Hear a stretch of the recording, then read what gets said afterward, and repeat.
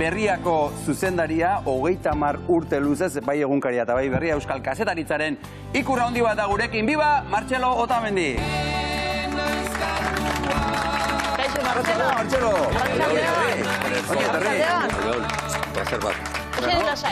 Barrura. Haupa, Martxelo, zemo dut gizona. Leon Agus. Balgeado. Gu baukeu lankide bat, Agus Barandiaran, zu bezala da. Abai, tokaioa da. Abai, Kasetaria. Ura bezain bihurre esaltza izan. Bai. Antzean hiliko da. Bueno, Martxelo, ostialean hartuko duzu erretiroa ofizialki, bai behintzat ezta? Ofiziotik erretiro hartu bai, baina kazetari sen hori baretuko zaizu, edo nola da hori? Ez, zaila da. Zaila gainean asko gustatzen kasetaritza. Ni erretiratzen naiz, erretiratu behar nuelako, eta gero nire lankidei atxedena eman behar nirelako, 30 urteren ondoren. Baina, bai, izango zeurazki aukera segitzeko gauza batzuk egiten, da, bai. Baina, bueno, gauza pasionala da, ni bizut kazetaritza modu pasional batez orduan. Bai, hori da, Martxelo, ze kazetaritza ofizio bat da, edo egiaren bilaketa eta egiaren kontaketaren ariketa bada?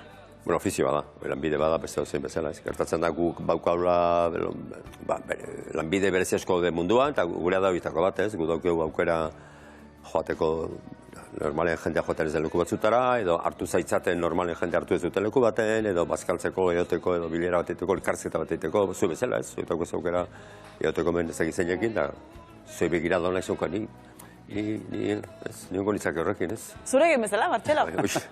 Beste eskala baten. Eskala txikia baten. Medikoa ez zara, ez dizugu diagnostiko sakun bat eskatuko, baina nola ikusten duzu, nola dago gaur egungo kazetaritza? Bueno, oinarrian ez aldatu, ez? Gure da bat pixkat paretetako pintoren ofizio bezala, ez? Segitzen dute protxarekin pintatzen, asko jota rodillo daukate, ez? Eta gero igual mangeratxo bat, ez? Baina oinarrian segitzen dute pareta eta gurean oinarrez aldatu, ez? Gauzak gertatzen dira, gu lekuetan gaude eta gauzak kontatzen ditugu. Bueno, orain jende gehiago da kontatzen, sare sozialen eraginez da hori, ez da gero bat dira freelantzak eta... Baina oinarrian ez da aldatu. Dauna da ez egon kortasun handia eta gero garai baten oso esklusiboak ginen komunikabidek, gu bakarrik joaten ginen joko olimpikotara, gu bakarrekin genitzaken gauza batzuk, bai. Eta hori orain zabaldu inda, demokratizatu inda, jende gehiago joan liteke, jende gehiago eman lezake gertatzen denen berri. Gaur egun daukazu manifestazio bat eta daukazu polizia bihotzik gabe agurra jotzen da lehen zeuden kazetaria bakarrik, eta orain daude 2000 mugikor. Irudikartzen ez. Orduan, aldatu dira hori, kazeterintzako ere aldatu dira ritmoak, sare sozialen bidetik edo etengabeko, webgunearen etengabeko berritze horrekin tensioare egotu inda erradaziotan, gauza presa handia horrekin iten da, zen betik konparatzen dut irratiarekin ez. 11 gutxiagotan hiltzen malin bada euskal kulturako gizon emakume garantzitsu bat, irratiak 11etako zeu esan behar du. Gukari baten hori hartzen genuen, atxaldeko 7 arte, batekin itzen, bestekin itzen, balorazio jaso, iritzi artikulat eskatu, beste egin. Ez guke bai, guk hori ez da horrela. Amaiketako ez guk erratia baino lehen orain. Guk 11 gutxi esan behar dugu. Hil baino lehen irabai batzutan. Bueno, beti jartzen detolako adibide makabro bat esan ez. Baina hori hola gertatzen da.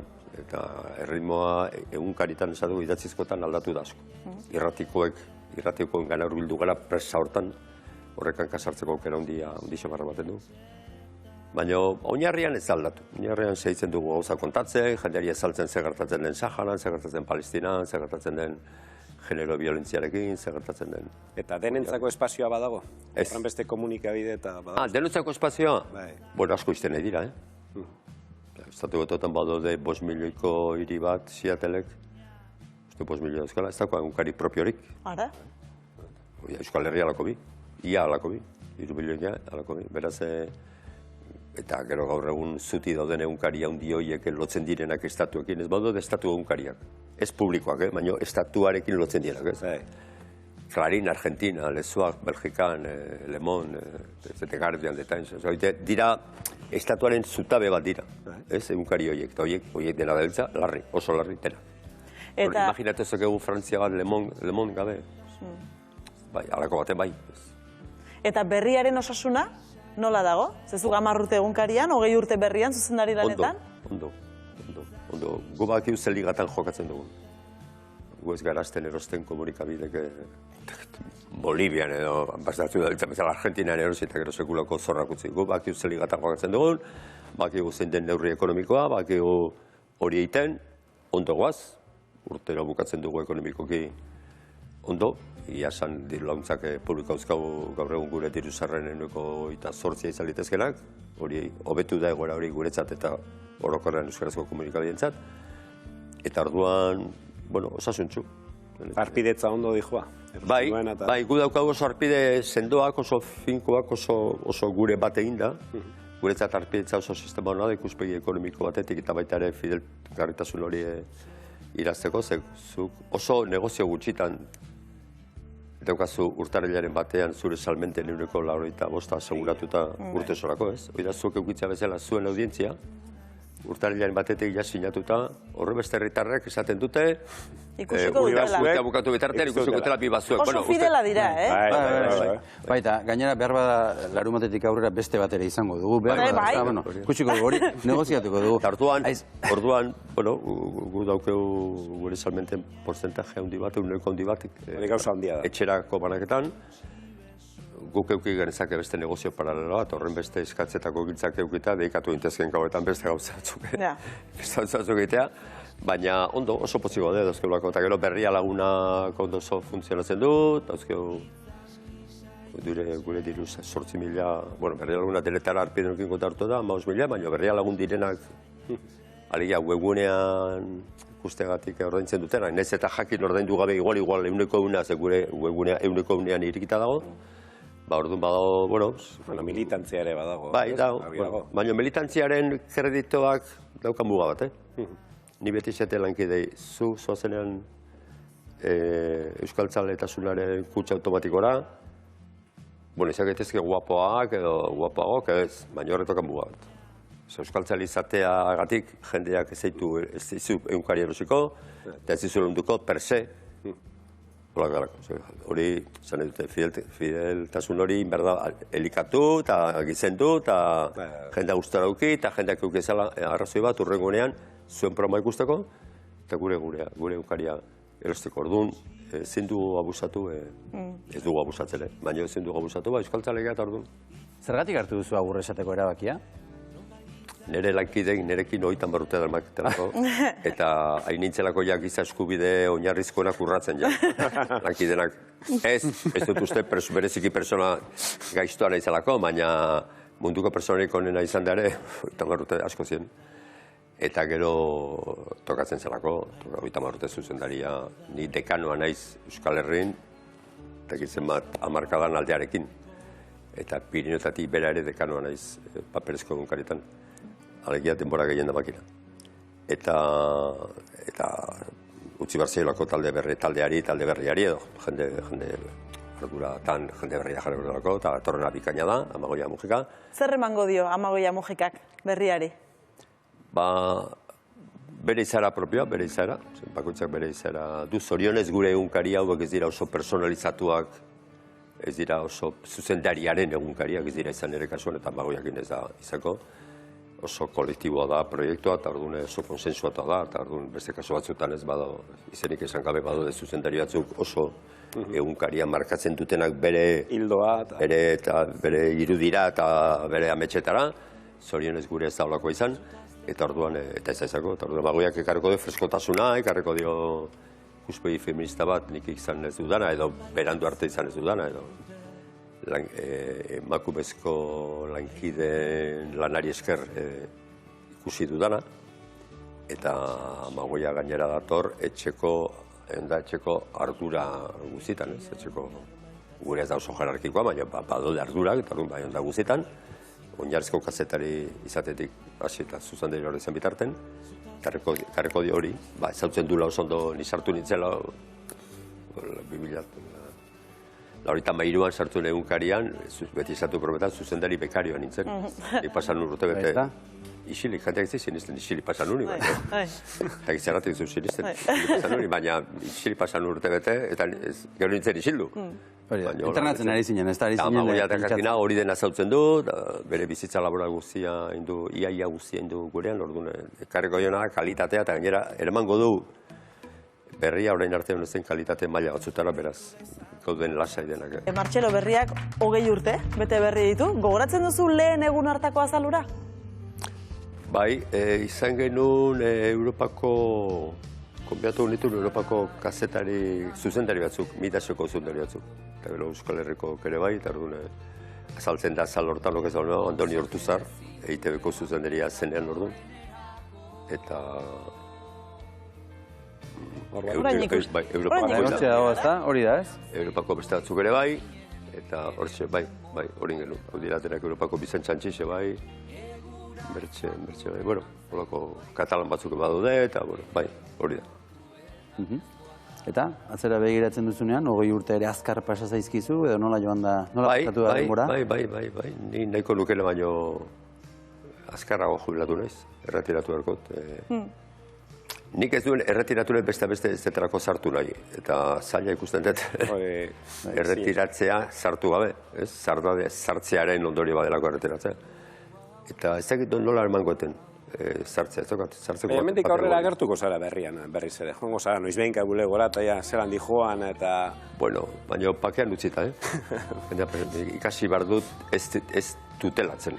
Oida ikasi behar dudanaz, hori ere oituta zaudenean jendean izaten olaingo bagenu, olaingo aldeu, zeruzizazioengo bagenu, horren gainera administrazio kontseiluko kidea banaiz, eta orduan igual hemendik beste galoi batzukin, hemendik horra beste galoi batzukin itzengo diet, administrazio kontseiluko kidea izan da.